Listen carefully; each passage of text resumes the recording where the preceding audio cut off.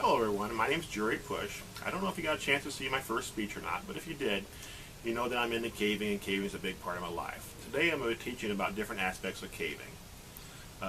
First of all, I'm going to teach you how to be a caver and not a splunker. The word splunker is a derogatory term to a caver that means somebody who is ill-prepared to go caving. Somebody who might wear shorts, flip-flops, not have the proper light sources, things of that nature. A caver is somebody who will take the time to research what they're going to need to go into a particular cave, and they'll take the proper equipment, such as wearing gloves to protect their hands and protect the formations that are around them.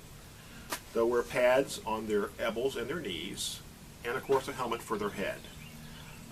You'll want to wear a helmet to keep from bumping your head because there are a lot of low spots. Mine has a light source built into it.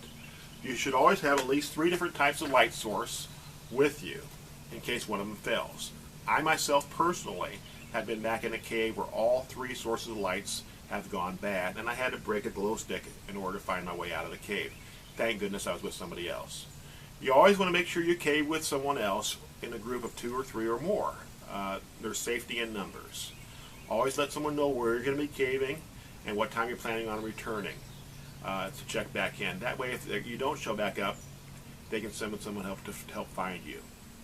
You're going to be finding several different things in caves, like formations. Formations are nothing more than water that drips onto the surface of the caves with minerals in them that build up after time. It takes thousands, hundreds of thousands, maybe even millions of years to build some of our formations that are in our caves.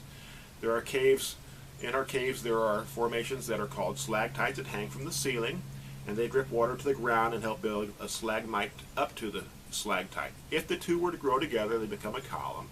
There's other types of formations in caves also, like soda straws. Soda straws is the fastest growing formation there is. They grow at a rate of about 1 inch per 100 years.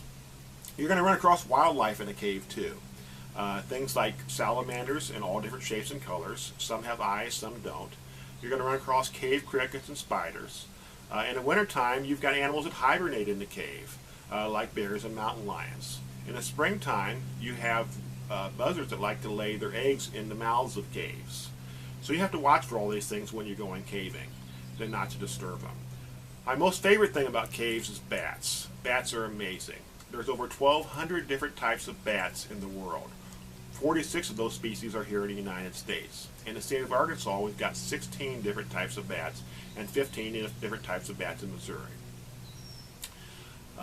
The most common bat is called a little brown bat. They're not much bigger than a mouse, and they've got wings on them. This little bat can eat up to 1,000 insects per hour, or up to half its body weight every single evening. The U.S. bat population eats tons and tons and tons of bats every single night. The way a bat catches its mosquitoes and its bugs is it flies around and actually get trapped in their wings. They'll hang upside down in a tree or roost somewhere, and they'll pick them back out and go out and do it again. They try to fly towards light sources like light poles and things like that, because that's where your insects tend to fly around. There's a big problem here in the United States right now. It's killing off bats by the millions. It's called the white nose syndrome. It came into New York in the year 2006 and now is in 25 states of our union. Again, this is something that's killing off bats by the millions. It's a fungus that grows in cold weather that actually grows on their nose and on their wings. I've got some pictures that were provided to me by the Bat Conservation Group in Missouri. If you take a look at them here, you can see where the bat's hanging upside down, and it gets this white fungus on its body.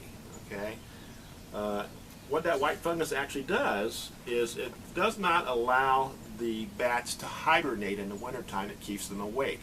Because of that, when it gets cold, the insects go away, and they're not able to find their food, so they literally starve to death.